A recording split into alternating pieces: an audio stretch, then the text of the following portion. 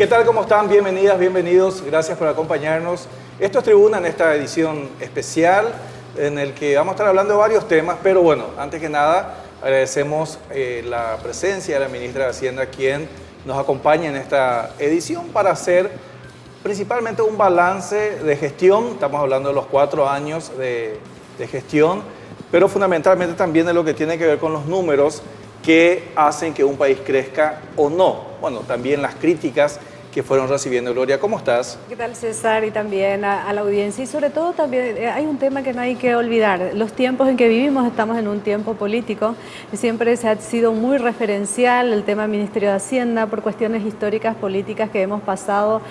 Hay avances muy importantes cuando se habla de economía o se habla del Ministerio de Hacienda, que tienen que ser personas técnicas. Es una cuestión que ha incorporado inclusive a la ciudadanía lo que es la responsabilidad fiscal, lo que es el Banco Central del Paraguay, lo que es el PIB, pero obviamente uno no puede dejar de mirar el tema político y que finalmente lo importante es dar los números que son reales. Un ministerio que generalmente se mira con cara de malo, ¿verdad? Porque se le acusa de que recorta, de que no tiene el dinero, etcétera. Bueno, ministra Lea Jiménez, gracias por estar aquí. Muchas gracias, César, Gloria, muchas gracias por la invitación, un placer realmente estar acá. Bueno, antes de empezar con las preguntas, se habla que estos días muy elogiada a nivel de América Latina por ser la única mujer al frente de un ministerio de Hacienda. Sí, así mismo, realmente un honor. Yo no sabía siquiera que era la única mujer en Latinoamérica, realmente es enorme. Y yo creo que habla muy bien del Ministerio de Hacienda como institución y también de Paraguay, ¿verdad? Que estamos empujando cambios en lo que es el status quo al respecto de quién lleva las finanzas de un país, ¿verdad? Yo creo que es un paso importante. Y sobre todo, hay un tema que no puedo, porque fueron palabras suyas. Usted había dicho, deja el zapato bien grande, Santiago Peña, hoy a casi 3 meses, ¿cómo se siente? Y la verdad que hasta ahora es un trabajo difícil, eso no puedo decir que es un trabajo sencillo, no es realmente un trabajo muy difícil porque hay muchas realidades, muchas necesidades, ¿verdad? Y nunca tenemos suficiente, como ustedes saben muy bien, pero bueno, es un trabajo que tenemos que afrontarlo con mucha responsabilidad, seriedad, transparencia. Y sí, Santiago es unos zapatos muy grandes, pero estamos tratando de llevar adelante como se debe la cartera. Una cartera que tiene 2 públicos fundamentales. En primer lugar, lo que es la finanza del país, pero también todo el sector público, porque también depende mucho del sector público, sean los salarios. Decía un analista estos días que por un lado, una de las gestiones que más se valora de este gobierno es la transparencia, pero que esa misma transparencia asimismo generó antipatía, ¿verdad? Porque empezaron a revelarse cómo se maneja la cuestión pública desde pequeñeces, como cuánto uno gasta en un salario. ¿Cómo ve eso en estos 4 años de gestión, ministra? Sí, excelente pregunta. Vos sabés que desde mi punto de vista, y yo acá cuando hablo de la transparencia, te tengo que ser sincera, no hablo como ministra de Hacienda, hablo como una ciudadana, ¿verdad? Me parece que ese es el logro más importante que hemos tenido, ¿verdad? En la larga historia de Paraguay. Imagínate lo que hubiese sido si teníamos transparencia a partir de 1989 o antes, ¿verdad? Hubiese sido otro nuestro país. Pero realmente gracias a esta transformación y haber tenido la valentía, porque la transparencia es algo que, la ley en sí es algo que se vino trabajando muchos años, pero nunca tuvimos tal vez la madurez o el apoyo político o lo que fuere para poder quitar esa ley. Finalmente hoy la tenemos, una conquista social tremenda. Y realmente yo creo que va a ser la diferencia entre desarrollarnos o no, porque si bien lo que encontramos ahí de repente nos asusta y queremos cerrar los ojos y salir corriendo, es bueno saber que está ahí para poder empezar a corregir todo eso. Siempre decimos que Paraguay es un país rico, pero que el problema está en que se usan mal los recursos. Gran parte de los recursos, los famosos gastos rígidos están ahí, los salarios, que no siempre sobran para inversiones. Hay instituciones que dicen que solamente tienen recursos para salarios, entonces ¿para qué existen? Solamente para mantener funcionarios. Entonces, esta transparencia definitivamente es un camino sin retorno, pero para bien. Sí, yo creo que definitivamente es así como estás diciendo. Mira, la realidad, tenemos 2 realidades. Una es que Por un lado, nuestro sistema tributario es muy pequeño, recaudamos relativamente poco, esa es una realidad y no hace falta que lo diga nadie, lo podemos comparar con el resto del mundo. Pero otra realidad también es, y yo lo digo como ministra de Hacienda, nosotros desde el punto de vista, nosotros tenemos que demostrar a la ciudadanía que somos capaces de administrar esos recursos públicos para poder pedirles más. En eso estamos trabajando. Ahora, hoy nuestra capacidad, todavía existe espacio para, como lo llamamos vulgarmente, cortar grasas dentro del presupuesto, ir limpiando. Ese es un trabajo que se ha venido haciendo justamente como resultado de la transparencia. Un dato que a mí me choquea cada vez que escucho es, imagínate que antes por cada kilómetro de ruta construida costaba 9 millones de guaraníes en combustible, en términos de combustible solamente. Por cada kilómetro que se asfaltaba, 9 millones de guaraníes. Hoy el mismo kilómetro asfaltado son 2 millones de guaraníes. Imagínate un ahorro de 7 millones por kilómetro de ruta asfaltada. ¿A dónde iba ese dinero? No sabemos, no tenemos conocimiento ahora. Lo mismo es cuando mirás, por ejemplo, el tema de la matriz, la famosa matriz salarial. ¿Qué es lo que hizo esa matriz? Vino a ordenar todo el tema salarial, ¿verdad? Antes teníamos más o menos 7, 8 bonificaciones que se daban y se iban creando dependiendo de quién era amigo de quién, me parece. Y hoy realmente tenemos una matriz salarial que te dice, dentro de esto te estás moviendo. Esa matriz salarial permitió también que los salarios no sigan creciendo de manera desproporcional y estamos trabajando en eso, ¿verdad? También está el tema de la ley de responsabilidad fiscal, que es otra herramienta que va mano a mano con lo que es la transparencia, ¿verdad? Y bueno, yo creo que la transparencia nos permite hacer mucho más con menos realmente, porque el presupuesto no se incrementó con relación a años anteriores, prácticamente es lo mismo en términos reales, pero lo que sí se incrementó son las obras que venimos realizando, la cobertura de los programas sociales, ¿verdad? ¿Y cómo hicimos todo eso? Gracias a la transparencia y a poder realmente direccionar los recursos hacia las áreas donde hay tanta necesidad. Ministra, cuando se habla de necesidad no podemos dejar de hablar de pobreza. Sí. No podemos dejar de hablar de números y no podemos dejar también de hablar de una realidad. Estamos en un momento político, pero es importante aclarar, cuando se habla de un crecimiento importante de la macroeconomía, pero te hablan de índices otra vez, de pobreza o pobreza extrema que van aumentando, ¿cuál es la realidad? Bueno, excelente pregunta. Esperaba que me hagan esa pregunta y yo vine armada con un grafiquito para mostrarles unas estadísticas. Bueno, nosotros tenemos que, cuando pensamos en la pobreza, tenemos que separar dos cuestiones, ¿verdad? Por un lado están las cuestiones relacionadas a la medición de la pobreza, que es una cuestión bastante técnica. Por otro lado están las cuestiones relacionadas a la economía real. Entonces, partamos primero de la medición de la pobreza, para que la gente entienda qué es lo que medimos cuando medimos la pobreza.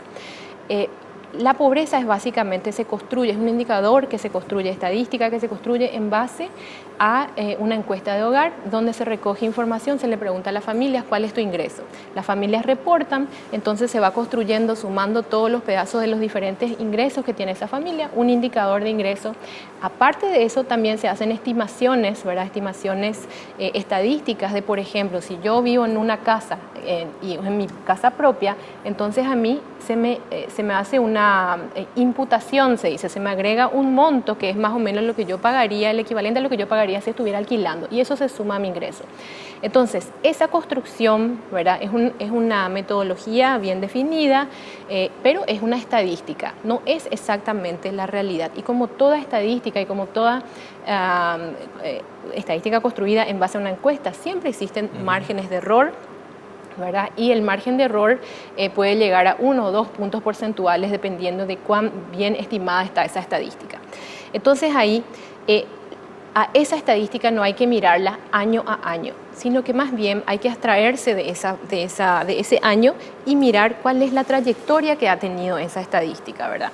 Entonces nosotros siempre decimos, si te imaginas que el pico más alto de la pobreza fue más o menos en el año 2002, ahí era 1 de cada 2 paraguayos era pobre. Y ahí vemos una caída tremenda que se da, una pendiente muy alta y después esa pendiente se va aplanando. Y hoy estamos, digamos que en una planicie.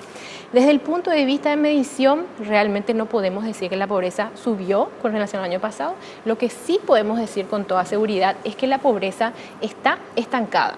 Entonces, eso nos lleva, esa es la situación en la que estamos, la pobreza está ahí. Entonces, ¿a qué se debe eso? ¿Verdad? Y miremos un poco las estadísticas. Acá quiero que se enfoquen en este grafiquito porque realmente nos da mucha información. Acá separamos nosotros a los años en 3 cuatrienios, ¿verdad? En este cuatrienio, que es el 2013-2016, el nivel de pobreza promedio, cuando tomas los 4 años y le quitas un promedio, es 27.7. En el cuatrienio anterior es 37.2 y en el anterior es 45.6, ¿verdad? Entonces ahí empezamos a ver, ok, la pobreza definitivamente en promedio es más baja en este último periodo y además de eso, la caída que nos está mostrando esto aquí, 13% en el periodo 2005-2008, 18% en el periodo 2009-2012 y 26% es la caída en el periodo 2012-2016, ¿verdad? Es decir, la caída más grande cuando vos mirás a esa estadística como un agregado y le tomás un promedio, realmente se dio en los últimos 4 años. ¿Verdad? Eso por un lado. Cuando miramos a la pobreza extrema, vemos el mismo padrón, ¿verdad? La pobreza promedio en el 2005-2008, en este periodo fue 12,17, 10,55 en el 2009-2012. Una gran caída. Una enorme caída. Enorme. Y después finalmente en el 2013-2016 es 5,58, una caída del 47,1%. Con la diferencia de que la pobreza extrema es mucho más delicada porque es muy fluctuante en el sentido de que el que salió puede volver en cualquier momento porque depende de la oferta pública. Hay más factores, ¿verdad, ministra? La verdad es que son diferentes en el sentido de que esta es una pobreza mucho más dura. Estamos hablando de personas que ni siquiera tienen suficiente ingreso como para comprarse el alimento básico, ¿verdad? Desde ese punto de vista esto es diferente. Pero ambos nos hablan de realmente personas que están en situación de alta vulnerabilidad. Ambos pueden, incluso si esta persona, los que son pobres hoy salen de la pobreza, quedan en un cinturón que se llama los vulnerables. En cualquier momento pueden volver a caer en la pobreza, ¿verdad? Pero esta es la realidad desde el punto de vista de la medición.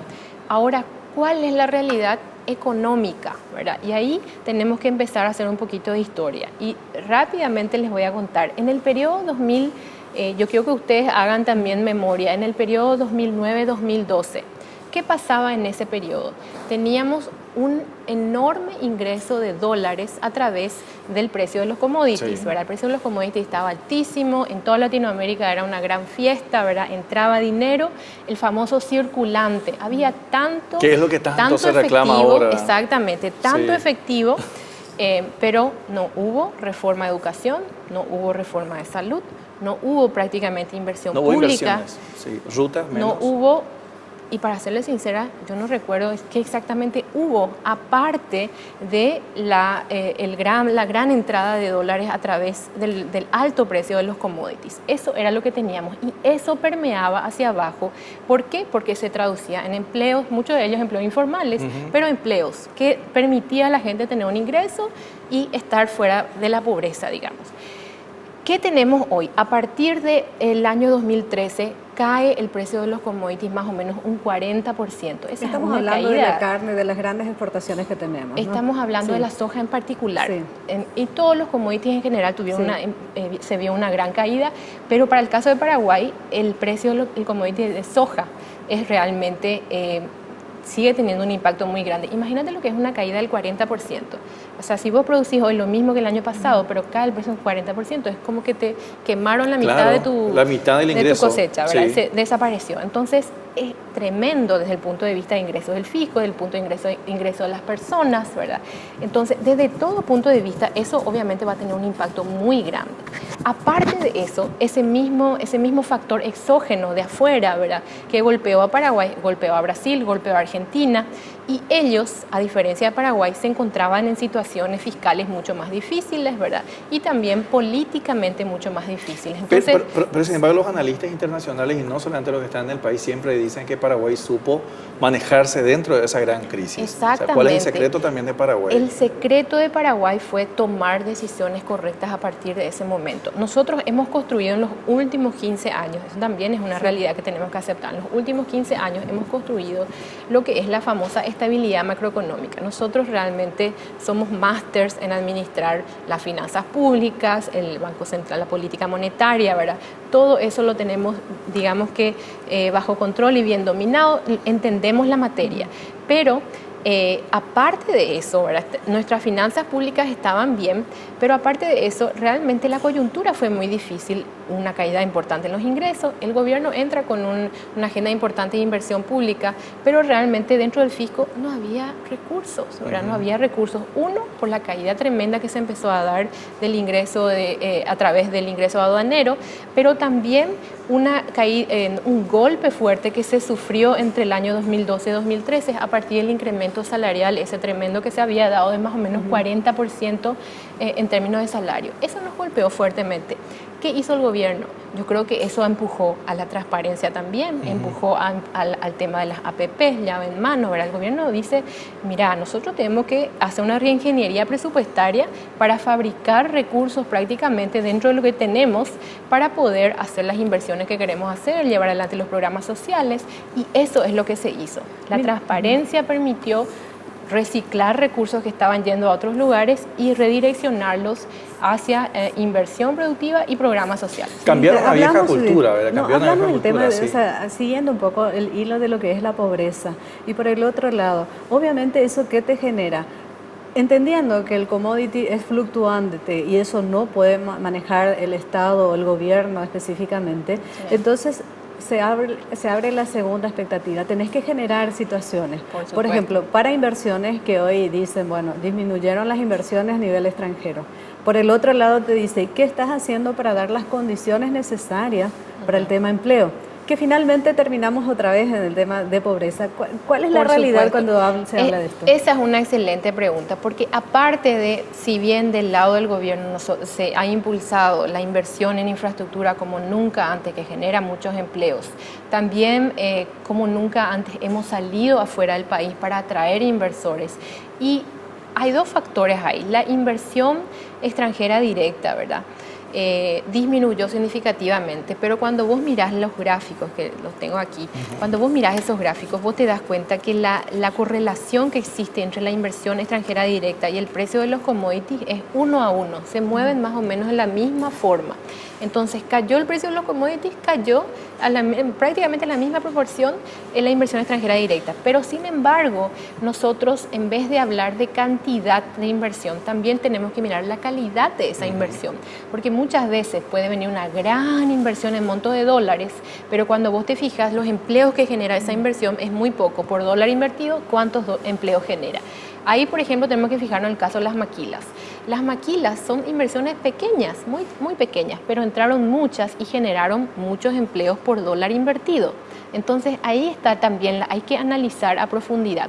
Por otro lado, también al mirar la inversión extranjera directa, tenemos que acordarnos que muchos de los inversores que llegaron a Paraguay con tal vez una inversión pequeña, se sentaron en nuestra tierra y decidieron quitar créditos locales. Eso se ve a través de la inversión privada, que sí creció, creo que un 47%, a ver si puedo encontrar el número preciso, 47% más o menos, y lo mismo se dio con la inversión pública, ¿verdad? Entonces, cuando hablamos de esas estadísticas, tenemos que tener cuidado de cómo las interpretamos, ¿verdad? Porque acá está el gráfico que les comentaba. Esta línea roja es el precio internacional de la soja y esta línea es la inversión extranjera directa. Como ven, el mismo padrón, exactamente el mismo padrón, porque básicamente la caída se debe a la caída de ese precio de los commodities. Bueno, y hay una eterna deuda que es una de las cosas, nos decía en algún momento el ministro de Obras Públicas acá, hay tantas obras que molestan y de verdad en algún momento llegan a molestar. ¿Qué implica eso? No es que el dinero salió del aire. Sí. Un país debe endeudarse. ¿Qué implica garantizar y reformar rutas, construir calles, abrir caminos? Un tema que vamos a hablar luego de una brevísima pausa. Ya volvemos.